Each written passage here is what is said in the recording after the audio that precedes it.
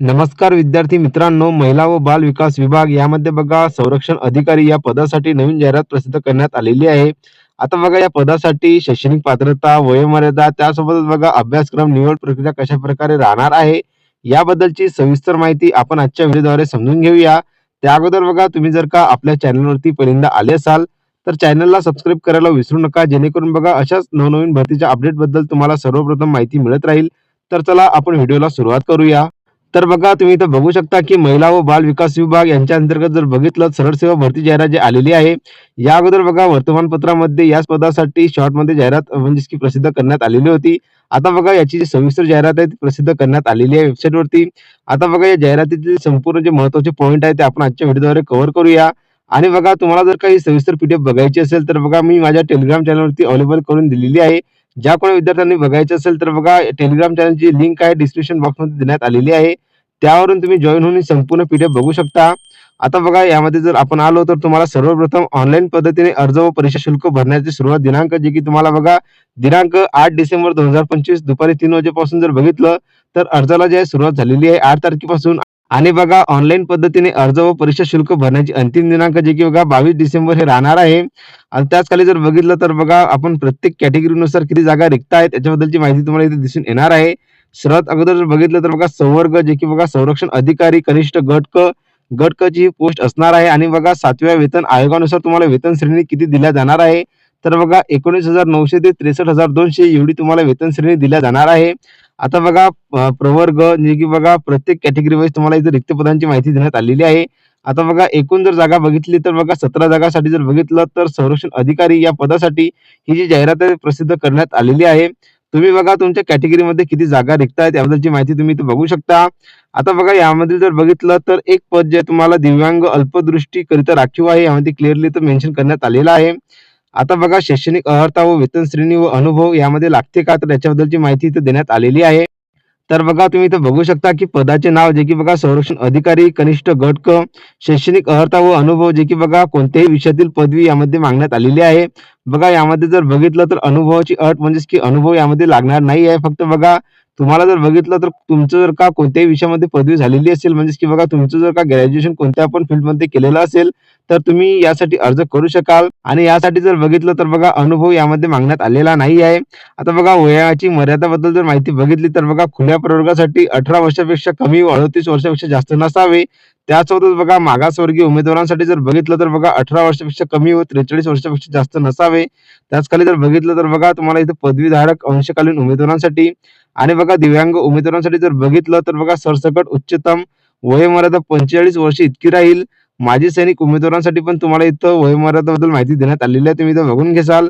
आता बघा ऑनलाईन परीक्षेचे स्वरूप कशा प्रकारे राहणार आहे तर बघा संगणक आधारित परीक्षेद्वारे म्हणजेच की बघा कॉम्प्युटर बेस्ड ऑनलाईन एक्झामिनेशन घेण्यात येणाऱ्या ऑनलाईन परीक्षा या मराठी व इंग्रजी भाषेमध्ये वस्तुनिष्ठ बहुपर्यायी स्वरूपाच्या घेण्यात येतील. म्हणजेच की बघा एमसीक्यू मल्टिपल चॉईस क्वेश्चन या स्वरूपात जे तुमची परीक्षा घेण्यात येणार आहे. आणि मराठी व इंग्रजी ही भाषा तुमची राहणार आहे. प्रश्नपत्रिकेतील प्रत्येक प्रश्नास 2 गुण ठेवण्यात आलेले आहेत. बघा प्रश्नपत्रिकेतील प्रत्येक प्रश्नात जर बघितलं तर 2 गुण ठेवण्यात आलेले आहेत. संगणक आधारित म्हणजेच की बघा कॉम्प्युटर बेस्ड एक्झामिनेशन घेण्यात येणारी ऑनलाईन परीक्षा मराठी, इंग्रजी, सामान्य ज्ञान व बौद्धिक चाचणी या विषयांवरील प्रश्नाकरिता प्रत्येकी 50 गुणांची याप्रमाणे एकूण 200 गुणांची परीक्षा घेण्यात येईल. बघा यासाठी जर बघितलं तर मराठी, इंग्रजी, सामान्य ज्ञान व बौद्धिक चाचणी हे तुमचे विषय राहणार आहे. आणि प्रत्येकी विषयाला जर बघितलं तर 50 गुणांची याप्रमाणे बघा एकूण जर बघितलं 200 गुणांची जी परीक्षा तुमची घेण्यात येणार आहे. तुम्हाला बघा खाली माहिती देण्यातच आलेली आहे. त्या अगोदर बघा यामध्ये आणखी काय सांगण्यात आलेलं आहे की गुणोत्तर यादीमध्ये अंतर्भाव करण्यासाठी उमेदवारांनी एकूण गुणांच्या किमान 45% गुण प्राप्त करणे अनिवार्य राहील. म्हणजे की बघा तुम्हाला जर का गुणवत्ता यादीमध्ये तुमचे नाव आणायचे असेल तर बघा तुम्हाला किमान 45% गुण जे ते प्राप्त करायचे आहे. यामध्ये क्लिअरली तर मेन्शन करण्यात आलेलं आहे. उक्त नमूद पदांकरिता जर बघितलं मौखिक परीक्षा मुलाखती घेण्यात येणार नाहीत. बघा यामध्ये काय सांगण्यात आलेलं आहे की मौखिक परीक्षा मुलाखती घेण्यात येणार नाहीत. म्हणजे की बघा तुमचं जर बघितलं तर एकच पेपर होणार आहे. म्हणजे की कुठल्याही प्रकारचा जो इंटरव्ह्यू आहे यामध्ये घेण्यात येणार नाही. आता बघा आणखी जर बघितलं खाली यामध्ये उमेदवारांची निवड सूची तयार करण्यासाठी तसेच ज्या उमेदवारांना समान गुण असतील अशा उमेदवारांचा गुणवत्ता यादीतील प्राधान्यक्रम हा महाराष्ट्र शासन निर्णय म्हणजे की बघा ज्या विद्यार्थ्यांना समान गुण मिळतील तर बघा जो निर्णय शासन निर्णय आहे त्यानुसार जर बघितलं ज्या उमेदवारांचं वयोमर्यादा जास्त असेल तर अशा उमेदवारांना जर बघितलं संधी देण्यात येणार आहे. आता बघा तुम्हाला इथं बघू शकता की संरक्षण अधिकारी कनिष्ठ गट क ऑनलाईन परीक्षा बघा 200 गुणांची, व्यावसायिक चाचणी जर बघितलं 0, एकूण गुण जर बघितले 200 आणि वेळ जर बघितलं 120 मिनिट म्हणजेच की बघा 2 तासाचा पेपर तुम्हाला कालावधी देण्यात येणार आहे. आता बघा या परीक्षेसाठी जर बघितलं तर निगेटिव्ह मार्किंग आहे का? तर बघा चुकीच्या उत्तरासाठी उमेदवारांच्या प्राप्त गुणांमधून कोणतेही गुण वजा केले जाणार नाहीत म्हणजेच की बघा यासाठी निगेटिव्ह मार्किंग राहणार नाही याची सर्व उमेदवारांनी नोंद घ्यावी. त्याच खाली जर आलो तर बघा परीक्षेचे शुल्क किती लागणार आहे तर बघा खुला प्रवर्गासाठी 1000 रुपये, मागासवर्गीय प्रवर्गासाठी जर बघितलं 900 रुपये. यामध्ये बघा 10% सूट जे या कॅटेगरीना मिळणार आहे. परीक्षा शुल्क जे ना परतावा म्हणजेच की नॉन रिफंडेबल राहणार आहे याची सर्व उमेदवारांनी नोंद घ्यावी. आता बघा सरळ सेवा भरती प्रक्रियेच्या कार्यपद्धती अटी व शर्तीबद्दल इथं माहिती देण्यात आलेली आहे. जे की बघा ऑनलाईन अर्ज करायच्या अगोदर तुम्हाला ही सविस्तर जी माहिती आहे ते वाचून घ्याल जेणेकरून बघा अर्ज करायच्या वेळेस काही चुकी व्हायला नको.